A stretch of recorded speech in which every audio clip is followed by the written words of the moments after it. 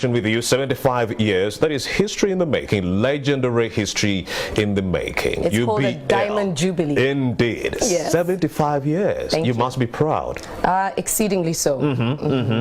Yes. I can see a smile stretching from ear to ear, but then tell us about Uganda Breweries Limited and the 75-year journey. And our 75-year journey. Indeed. Well, this year, 2021, we commenced our Diamond Jubilee celebrations. Indeed. And we kicked off with a big media splash. You might remember because we hosted NTV and a couple of other media partners in January. Right. And we kicked off with a bit of a competition in terms of collecting artifacts, a bit of history and provenance of our 75 years. Right. And in so doing, as we come into this month, we have a host of information. We have so much content, and that it was pressing and bearing upon us that we must share. Indeed. Let us in on some of their history. Well, we started our journey in Port Bell about 75 years ago.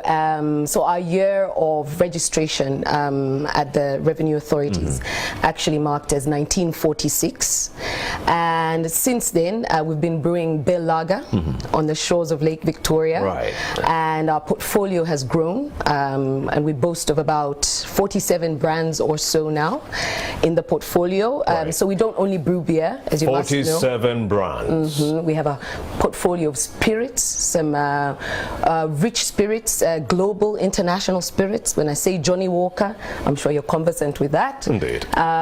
Uganda Waraji. So we have a whole host of brands that we've built a steady portfolio on the back of since 1946. Indeed. And I'm sure it hasn't been a rosy road. You haven't been winning from the get-go, from day one. I'm sure at some point there were some challenges here and there. Let us in on that. I mean, when Ugandans look at a successful company, they might think, oh, it might have been a rosy road from the get-go, maybe from day one. I shouldn't maybe step into those footsteps. Like, they wouldn't want to kick off something like that because they see how successful you are, and they're like, I'll never get there. But then it's baby steps. Tell us about those baby steps at the beginner stage. Uganda Breweries is as old as time, honestly. And so every aspect of Uganda's history, we've lived through. So we've lived through the Second World War, we've lived through a change of regimes in the 70s, that tumultuous time, in the early 80s as well. And we believe now we have essentially a blueprint for what success looks like. And you'll allow me to reference, there's a bestseller book right now on the shelves, a book called Built to Last. And these two gentlemen, Jim Collins and Jerry Porras, go on to unpack what are the successful habits of visionary companies. And honestly, the cornerstone of a company such as ours is our people. And so we invest disproportionately in our people and of course our brands. And I think it's even self-evident in these last 2 years of the pandemic, where Uganda Breweries is one of those companies that has stood out and continued to invest behind their brands. So we have several campaigns running, whether it's online or building e-commerce partners like Jumia, Safe Border, Chikubo Online right now. And then our people as well. We're one of those companies that can proudly stand today and say we didn't lay off anybody. We continue to pay salaries even at a time when our own P&L was struggling. Taxes alike. Yes, we continue to invest across our value chain and work with the communities that we thrive in. So our value chain goes as far as the farmers from whom we source our raw material. And you can imagine at the beginning of the pandemic in 2020, with the decline in sales and all the businesses that were suffering, closing, etc., we had running contracts with farmers, and we we met those obligations, despite the fact that ourselves we were bleeding. And so those are some of the, because of your corporate social responsibility, you had to give up and maintain that kind of presence within the market. And so, you know, I take myself back to the statement around our people and our brands. And our people is not just the staff of Uganda Breweries, but every single partner we have in the value chain, our farmers, our distributors, our retailers, you guys, the end users, the consumers. We value each player in the value chain, and that's what we've proven for 75 years. Of course, you have a viewer who is watching Morning and Attentive and saying 75 years in the industry, that is a long time. How were you able to wade through those tumultuous political upheavals? We're talking about the Amin tenure, we're talking about Obote too. I mean, people are running amok left, right and center. I mean, people wouldn't just sit and enjoy maybe your products because of the political, a cold bell and so forth, because of the political instability. We are in the bush. Yes, yes. Of course, 1981 all the way to 86. How were you able to circumvent all those challenges and went through and maintain your presence? Again, one of the habits of successful or visionary companies is your flexibility or agility, ability to adapt to the new those situations. Yes. And so we found ourselves continuously reinventing ourselves, introducing new brands into the portfolio. So you've alluded to the fact that, you know, at that time, whether it was the 60s or 70s, when, you know, Uganda was going through sort of a rebirth or a renaissance, you find that, you know, there wasn't that much disposable income. There was maybe a lot of unemployment at the time. And so we started to adjust our portfolio to accommodate different tiers of consumers. So we have a range of products that, you know, touches on each price point in what we call the, you know, the proverbial price ladder. So if in this time you cannot afford your typical Bill Lager or your Guinness, for example, we started to accommodate a different type of consumer as well by introducing brands into the lower value chain sector, and you know, producing you know, great and quality products almost at our expense, so that we can keep consumers within our portfolio. Yeah, so it's about reinventing yourself, evolution, and of course innovation. Juliana Kagwe is a corporate affairs director with Uganda Breweries Limited, and we are talking about the 75 years of the same Uganda Breweries Limited within our industry or country. Well, let's talk about another issue. How have you been able to circumvent the challenges brought about by the COVID-19 pandemic? Have you noticed a reduction in the number of sales that you were making pre the pandemic? Is there a difference in the number of sales you're making now? Well, it's no secret because we announced our results a little over 3 weeks ago, and we actually outperformed ourselves. We outdid ourselves. You don't say. Surprisingly so, but like more people were drinking during the lockdown and the pandemic. Yeah, well, consumption went up. However, what I would like to, a bit of a disclaimer in this space is, whereas we did declare a very healthy and commendable top line growth of about 33%, you have to recognize that the cost of doing business within this period has been almost crippling. And so we made the net sales revenue top line very healthy, and we're proud of that, and we commend our teams, our commercial teams, for all the effort they put into that. However, we're also not shy of investing disproportionately, as I mentioned, in our brands. So it cost us more to distribute and avail our brands to our consumers, because, you know, the route to market changed fundamentally. You must know, for the larger part of the year, the typical bars that you're used to have been closed, and rightfully so, in order to contain the virus. So we've had to reinvent ourselves, find new ways to reach our consumers, which costs money.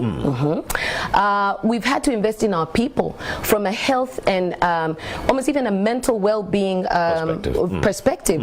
We're vaccinating our staff. We are accommodating production staff on site in order to keep the lines running. I see. So every bottle of Bell you're receiving right now, or every bottle of Uganda Waraji, is costing us that much more to avail you. And so that healthy top line growth you saw, the 33%, was almost entirely eroded, and our bottom line was very thin. Indeed. Our profit, we didn't declare too much profit, as you see from the numbers, simply because we were bold enough to spend that money on our people and our brands. So, we thank Ugandans for being resilient in this time and continuing to and of course, Morning at NTV would like to thank Uganda Brewers Limited for having helped grow that resilience on the part of our farmers who are part of the value chain. Absolutely. When you did talk to them during the pandemic, what are some of the challenges they divulged to you that they were experiencing at the time? Well, the farmers, because of the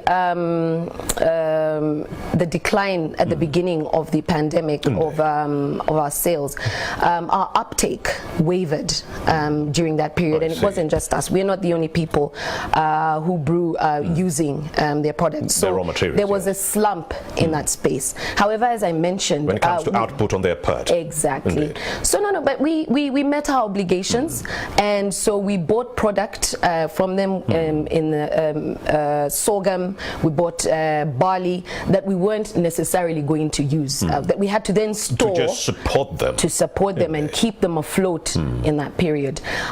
We didn't stop there. We supported our communities and our farmers with sanitizer, with hand washing equipment, also that we can see them at literally the end. It wasn't UBL saying we shall just come get your raw materials, but we want to help you improve your livlivelihood, take care of your health and so forth as you actually provide the raw materials to us. And how do we guarantee that you make it through this period? Indeed. Because many people have not, whether it's because of the virus, whether it's because of economic constraint, everybody was bleeding. Indeed. And so us as a partner, as a key player within the societal fabric of Uganda, it was our responsibility then to step up and see what we can do, not just for our farming communities, but as I said, across the value chain. I see what you were trying to do, like you were ensuring longevity and continuity. It is one thing to come to a farmer, get the raw materials, and it's another to come back and they tell you that person died because of COVID-19, and that's why you were helping them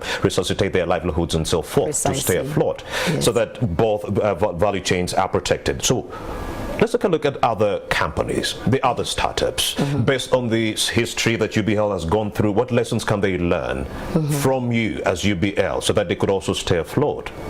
I think the biggest lesson we've learned over the 75 years, and more so in these last 2 years, is that it's no longer about the what.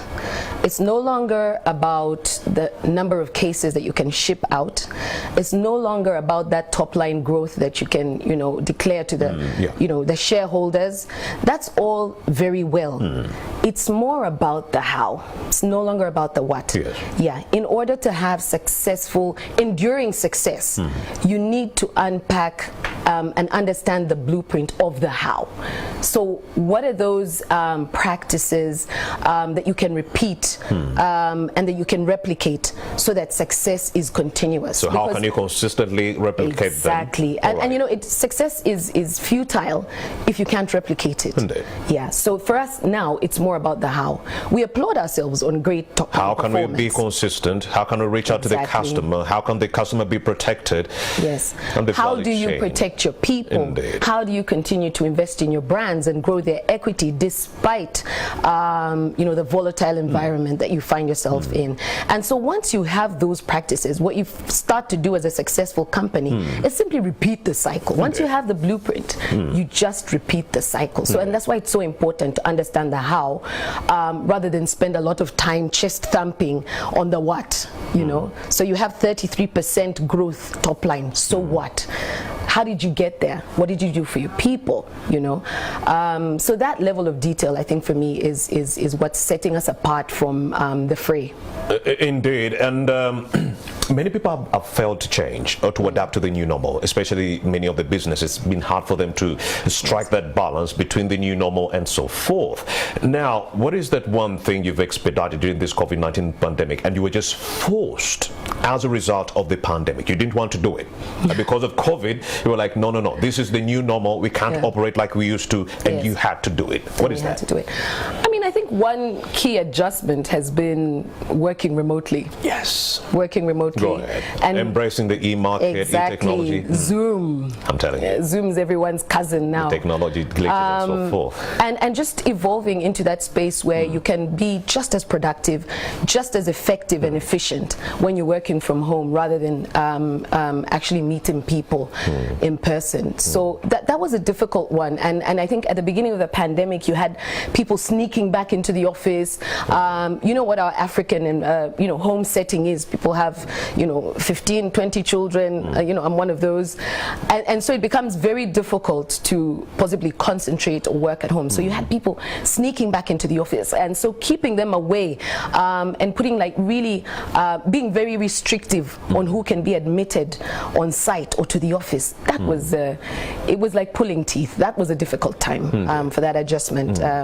We find ourselves today where it's the new norm.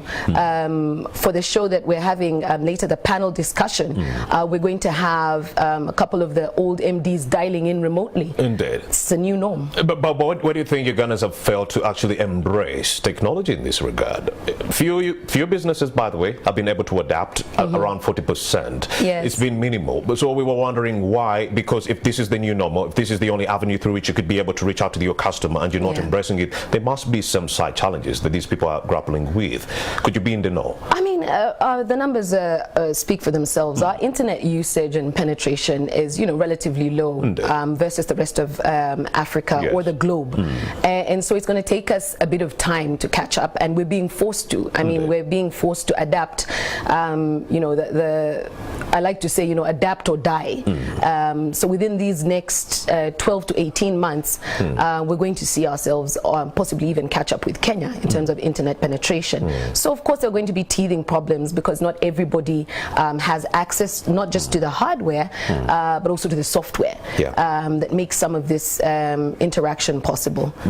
But let's also not forget we're very social human beings. In Uganda, we're one of those I think societies or communities that just we yearn for human interaction and human contact, and possibly why Uganda breweries and this industry does so well here, because we're very social and we like the human contact. And indeed, in the other challenge that could actually stop many Ugandans from embracing e-technology, you do also have a tax that was instituted, 12% tax on data that was instituted. Do you think that will go a long way in dampening our resolve in having many of these companies embrace e-technology? And was it a bad move?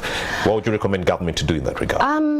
I feel like it's still a part of an evolution or revolution that we're going through, and we will adapt. We've adapted to even more difficult and more stringent requirements. For the last 4 years, we had to pay OTT, and that was recently scrapped.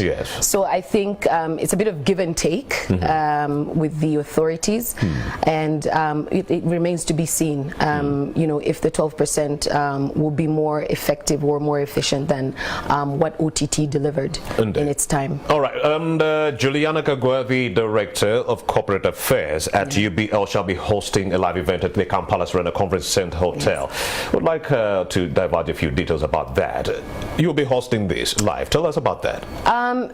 So what we're doing today, and I've said it's been a plethora of events since January, one event and one engagement after another.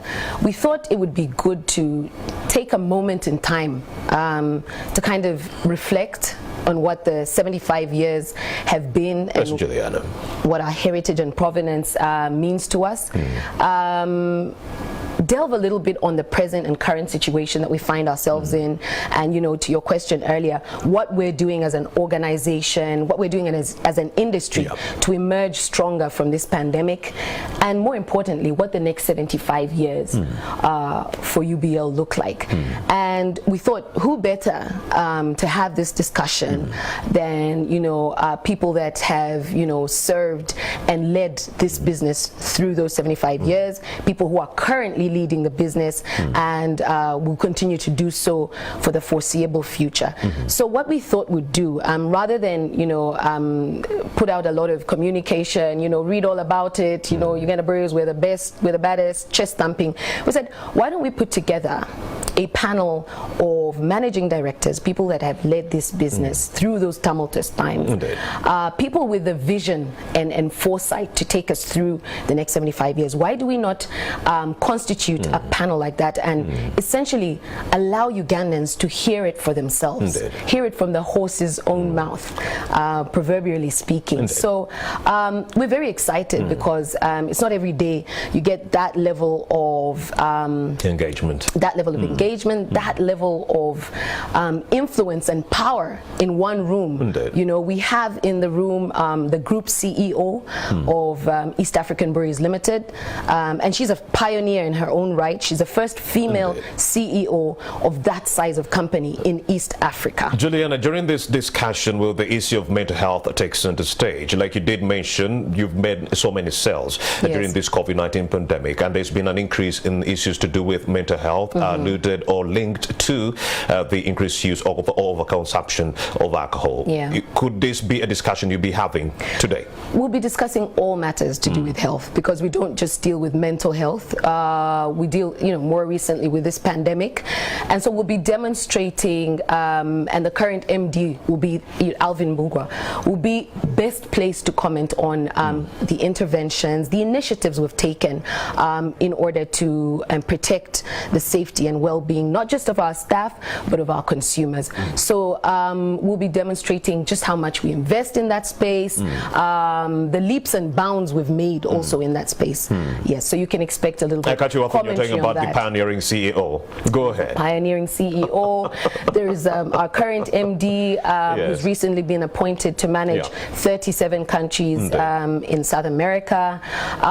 We have on the panel as well Marco Chiti, our former managing director, who's now managing our business in Tanzania. We have the mighty Baker Magunda, who's I think one of the most valuable exports of Uganda, because he sits, he's the CEO of Nigeria, of Guinness Nigeria, which is, by any standard, one of the top 5 companies in Africa. And the panel, of course, the panel discussion will be moderated by none other than Jimmy D. Mugerwa, who is also not a stranger to the Ugandan investment scene. So he's been at the helm of oil and gas sector for a while. He sits now on our board. He serves as a non-executive member, and he's a chairman of DFCU. So I guess what I'm demonstrating is that we've constituted a panel of really powerful, influential Ugandans, East Africans, to just demonstrate, men and females. We have Marion Muyobo, who served for about 8 years at Uganda Breweries Limited, and now sits at the helm of Total E&P, managing their stakeholder engagements. And so we've got a powerful cross-section of male and female power and influence all in one room. Let's talk about the public takeaway. What can the public expect to take away from this conversation? As I mentioned earlier, ours was to just take a moment in time, a moment in history, to reflect on, what is a blueprint for a successful company, for a visionary company. What have we done that sets us apart? And we feel we owe it to this society, we owe it to our consumers, we owe it to every player in our value chain to celebrate them, to demonstrate that they've been a part of this journey, to embrace their input, but more than that, to demonstrate to Ugandans that we're not just the end product you see on the shelf. And we pride ourselves on that. We love our Uganda Origin Bell Lager. But this morning is about what is the role that Uganda Breweries plays in society? What is the role that we play in the economy of Uganda? Where do those 420 billion shillings that we pay in tax annually, that was our tax remission this year, the fiscal year 2020-2021, 420 billion Uganda shillings. Where is it coming from? Can we unpack that? And what is the role therefore for Uganda Breweries Limited in the future of Uganda? Whether it's with the farmers, whether it's with the youths, we've taken, I think, center stage even in education. Maybe that is one piece we've not talked about. We're now doing vocational sponsorships for young, upcoming entrepreneurial youth in Uganda. And so for us, it's just, we want to take a stop, a breath. It's almost, we're taking a deep breath at our 75-year anniversary, reflecting, celebrating, understanding, unpacking what's worked, and then, you know, gearing ourselves up for the next 75. And what would you say has been the greatest success of Uganda Breweries Limited? At the risk of repeating myself. Indeed. It has to be our people. The people. Our people and our brands. We have a saying at the brewery and at Diageo, which is our mother company, that we are standing on the shoulders of giants. Indeed, because you're not only talking about brewing, you're also talking about community initiatives. And Absolutely. You did mention one, education. What are the Absolutely. rest that you're looking at? We pride ourselves on our water stewardship agenda. So annually, we recycle about 6 billion liters of water in our production process. And the water that we then remit back into Lake Victoria is 99% cleaner than what we even extracted. I see. And so we've invested quite a bit of money in our water treatment plant and our effluent plant at the brewery. Yeah. And you know, so that just demonstrates, you know, how invested we are in our communities and how invested we are in the future of this nation around water recycling and water replenishment. Education is another one. We have that program called Skills for Life, where we offer scholarships to young vocational entrepreneurs. Yeah. And you know, there's how can I forget E-Green? We're all about, you know, reducing the carbon emissions in the world. Climate change. Exactly. And our goal by 2030 is actually to be at 0% carbon emissions. And in that space, we're planting trees, I think, disproportionately. You'll have seen possibly this face again on TV talking about... I'd like to be part of the tree planting initiative. Absolutely. So we're running a tree planting initiative called Running Out of Trees, where what we've done is offered ourselves as a leader of the private sector and acted as a liaison with you know, the National Environment Management Authority, with Ministry of Water and Environment, National Forestry, and you know, where we are now, we're trending at about 4.7 million trees planted, but not just planted, grown and maintained, so that we can see them for the next 10 years. Before I let you go, what does the future look like for Uganda Breweries Limited? Yes. Maybe let me quote our Honorable Minister of Finance. The future is... No, we have very high expectations of the next 75 years. I've talked about innovation being the cornerstone of our organization, so you can expect a lot of new brands, new variants. You know, if you think we excited you with the UG Cocoa and pineapple, you know, you can also look forward to maybe UG Zero, you know, because the world is evolving. Consumer trends are that people are looking for healthier options. So innovation is one of those. Our people, we continue to export them, we continue to celebrate them and invest in them, and last but not least, of course, is just our contribution to the economy. So we commit to continue to pay tax, essentially build roads in Uganda, make this country, you know, the great nation that it's supposed to be. Indeed. That is Juliana Kogwathi, Director Corporate Affairs with the Uganda Breweries Limited. Thank you very much for having made the time to speak to Morning at NTV. Thank you very much. Indeed. Let's now take you to Masaka for an update. We do have Juma Kiria on the line. Over 28 people have been